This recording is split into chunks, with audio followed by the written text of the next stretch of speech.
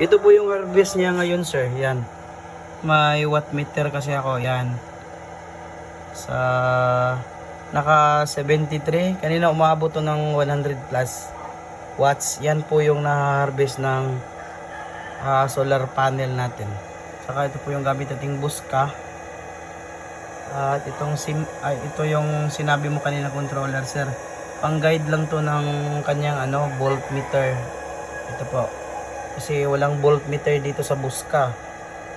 Yan. Maandar po ngayon yung niya, yung inverter. 500 watts na inverter. Yan. Yan, maandar. At ito lang po yung gamit natin. Dalawang 25 EH na battery. Deep cycle.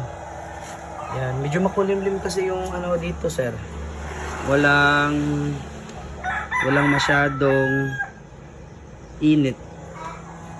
Kaya ito lang yung harvest niya. So, ayun, nag 12.8 naman siya. So, okay na rin yun. Pag tirik na tirik yung araw, tataas tong harvest niya. Yan.